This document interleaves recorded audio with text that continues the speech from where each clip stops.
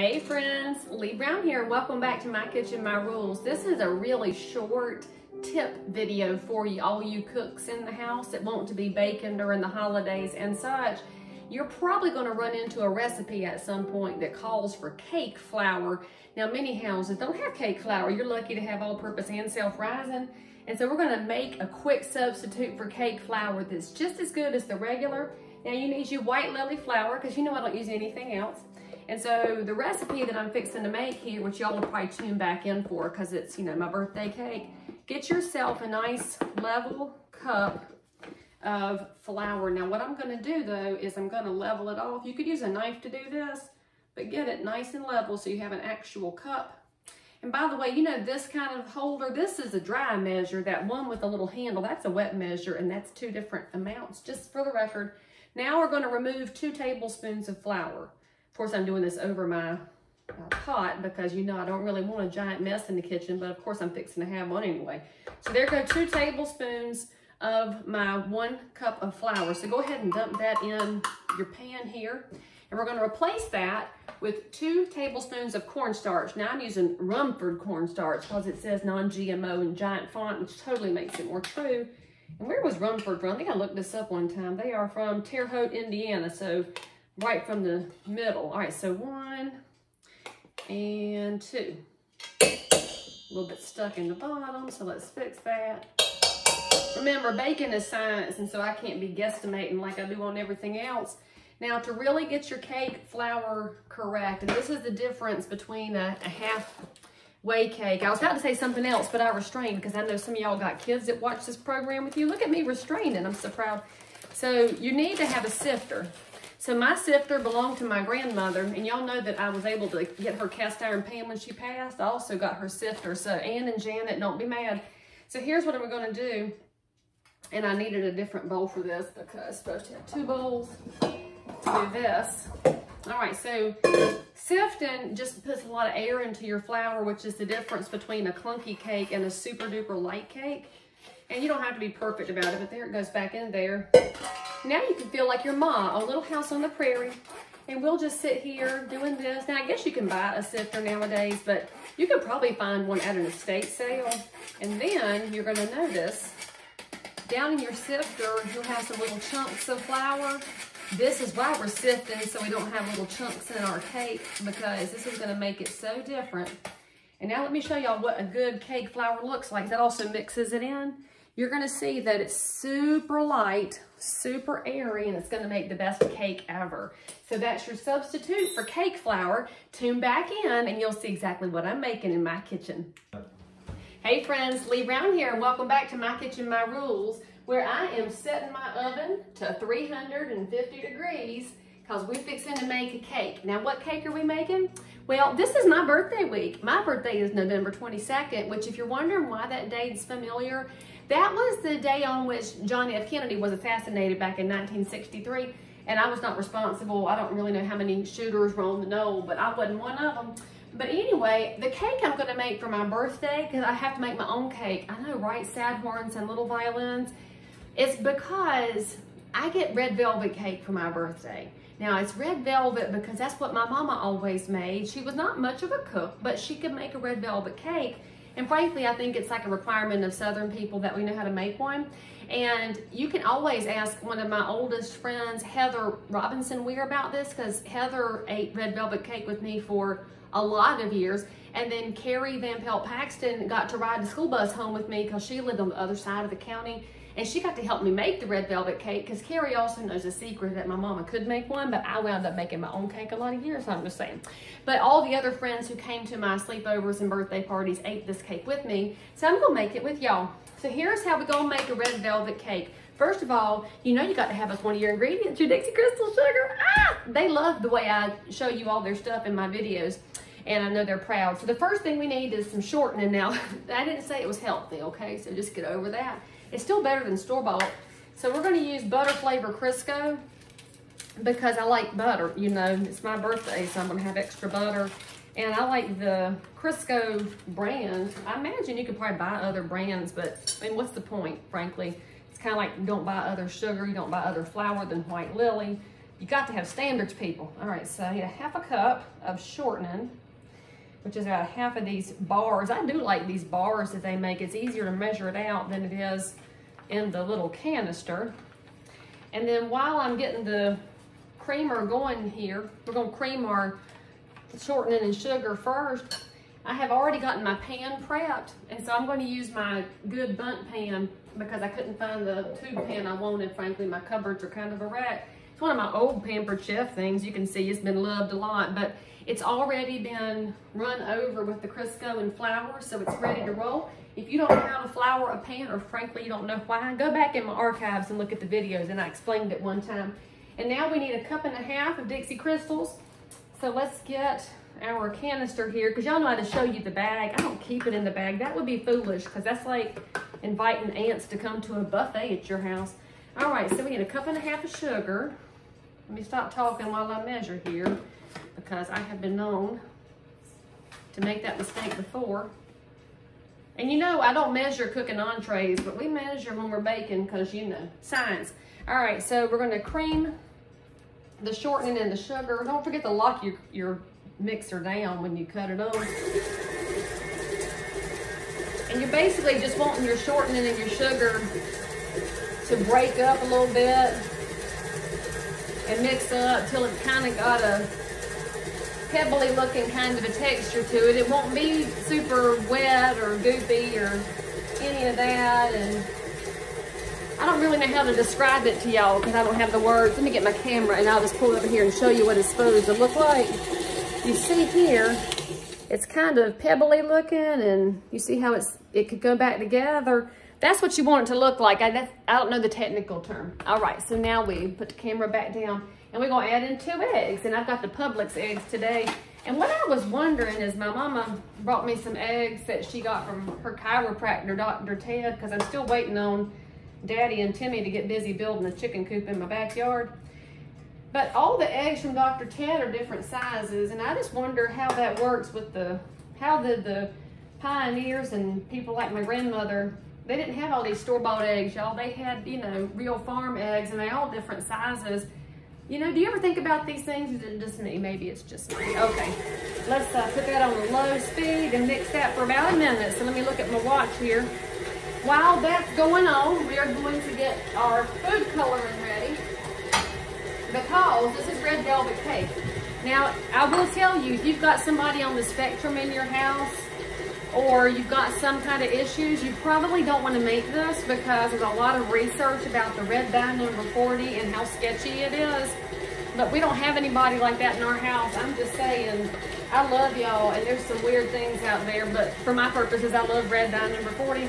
We need 2 tablespoons of cocoa. I'm using Hershey's. I've had some Ghirardelli one time, but I used it up. We need 2 tablespoons of pure cocoa. And make sure you're using unsweetened, y'all, because your math will be off, because the sugar takes up space in the container, you know. All right, that's just about right.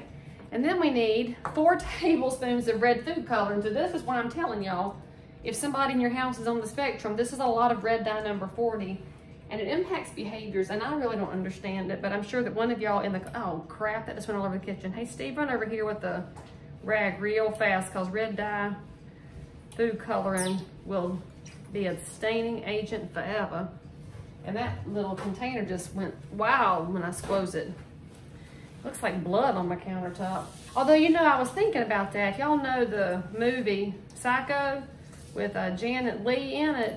I always wondered how they got that blood in that shower scene. Did y'all know they used Hershey syrup for that? It wasn't actually blood. All right, so there's 1 tablespoon. I'm gonna let Steve lean in here and clean up the countertop before we stain it. And by the way, this is one reason your realtors will tell you to get quartz instead of granite, because look at there, this stuff is wild. Quartz is non-porous and it's easier to get it cleaned up. But it's kind of like when you spill things on anything. Do it fast, do it fast. All right, so I got 2 tablespoons. And here comes number 3. Steve, get the edge there, a little spot on the edge. And thank you very much. And I got some of my KitchenAid mixer here too.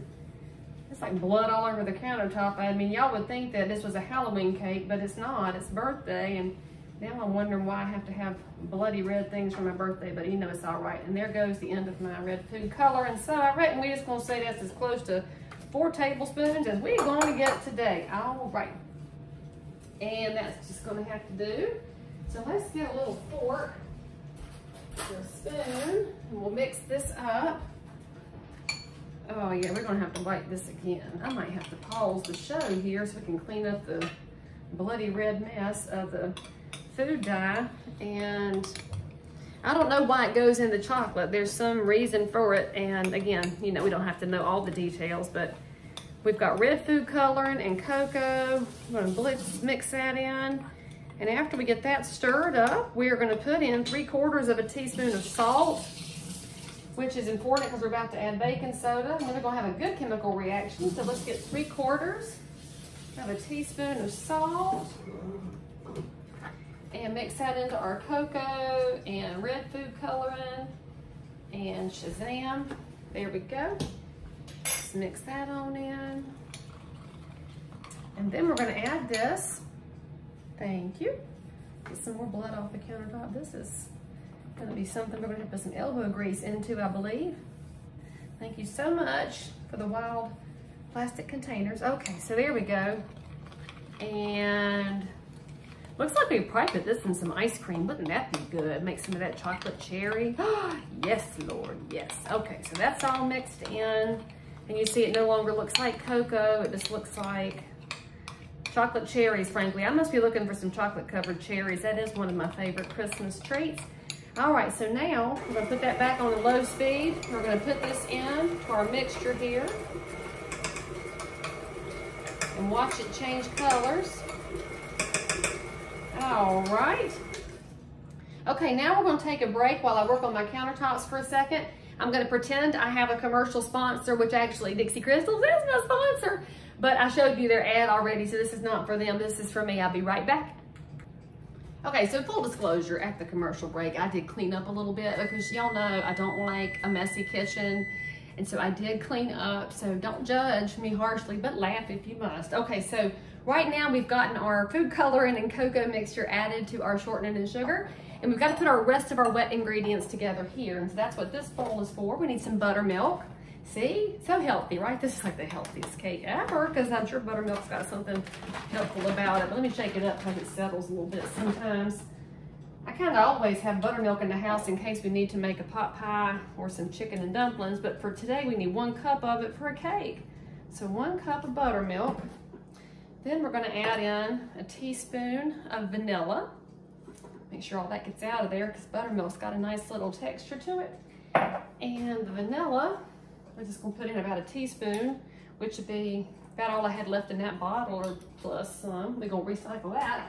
And then we need a teaspoon of baking soda. What did I do with my baking soda? So you need baking soda, vanilla, and then we're also going to put in a teaspoon of the other magical ingredient, which is vinegar. So y'all are thinking, Leigh, what in the name of Sam Hill is going on here? I know, right? It works. Okay, just trust me on this. What brand do we have today? So I can tell them. We got the Heinz brand because apparently that's what I had around the house. I buy vinegar in a giant jug because it's also what I use for cleaning everything, because vinegar is the best cleaning agent ever, and then you really don't have to buy all those store-bought cleaners, y'all. You need to use vinegar. And I do keep some essential oil around the house. I keep the lemon so that I can make my cleaning stuff. It smells good. It smells better than just regular old vinegar. So where did my spoon go? Look, I'm kind of a wreck today, but you know what? That's all right. This is my birthday cake. I can go at my own pace. That kind of looks like barbecue sauce when you mix it all in, but that's all right. It doesn't taste like it. So see, there's what we have.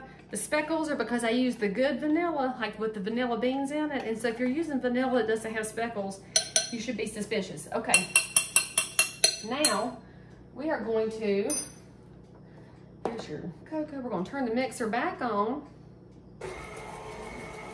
And put a little bit in there, not all of it, okay? A dollop of your wet liquids. Okay, now after that mixes in, we're gonna put in a little bit of cake flour. We have 2½ cups of cake flour. If you don't know about cake flour or how to make it if you don't have any at the house, I made a video, y'all. I showed you how to fix it. So this is, my homemade cake flour is white lily, all-purpose, and then the Rumford cornstarch. So let that mix in, and then we're going to put in a little more of the liquid. If y'all didn't know, this is definitely one of the secrets to a good cake, is you alternate your wet and dry ingredients. Just kind of let it go until they're all in there. Put in a little bit more dry. It'll get clumpy. And of course I sifted, so I have the best cake flour possible. A little bit more of the wet. Oh, this is so pretty. I can't wait to show y'all what it looks like. But I really can't move my mixer right now because it's, oh, I dropped a little bit of flour. Let me rescue that real quick because it's on my clean countertop. I know it's extra clean now because I cleaned up all that red food coloring up off of it. And that way we'll just not waste that. There we go. All right. Last little bit of dry. And y'all, I like to finish on wet ingredients just so I can get the dry mixed in as good as possible. Last little bit of wet. All right, and then while she mixes, let me get a spatula so I can scrape the last little bit down off of the walls. Ah, it's so pretty. All right, let's cut that off for a minute and open her up. And then we're gonna scrape down the side so you don't wind up with any uncolored segments of cake. And make sure all the flour got mixed into the colored mixture. Now y'all can see it. Look how beautiful that is. It really is the loveliest color scheme ever. All right, mix that in, and let's just give it another little go around here. All right, see, that's it, okay? Now, the amount of cake this is, you could do 2 layers or 3 if you like thin layers. That's if you're a big frosting person. We're not big frosting people over here. Sometimes I'll just put a little bit of powdered sugar on the top, but y'all might want to know how I make the frosting for it. Oh, I missed a little bit on the top of the paddle. Don't forget that part. I see I had a little bit of sneaky flour up there and a little bit of the cocoa and coloring mix. Mix that down in there one more again. Scrape off my spatula and let her go one more time. But anyway, as I was saying, you could do a couple of layers if you prefer more, and I'm going to do that one bundt cake or tube cake or bigger cake pan, whatever it is that you use in your house. And that's it, friends. I'm going to put it in the cake pan. I unlocked my KitchenAid here. I always like to let it drain down for just a second. Now, I will tell you, in our house, people like to have a turn licking the beaters and licking the paddle and basically licking everything with cake mix on it. But with this one, just make sure they do it over your sink because you've already seen how quickly you have to move if the red dye gets anywhere because this stuff is wild. But isn't that beautiful? I mean, look, see? Oh, it's so red and perfect. All right, my tongue's fixing to be red like I'm eating candy or something. And I spilled a little bit of, I made a giant mess today. Well, that's what cleaning supplies are for. I got my big thing of vinegar, frankly. Y'all see how I'm fixing to clean it. All right, so when we put this in the oven, we're at 350 degrees in that oven. I like to use the paddle, by the way, to scrape off the excess and make sure we're getting as much cake batter as possible into the cake. If you're doing layers, they'll cook for probably 20, 25 minutes, or whenever your toothpick comes out clean. And if you're doing the big cake, again, everything depends on the, that's good. It's my birthday, I can do what I want. But now my hands are gonna be stained.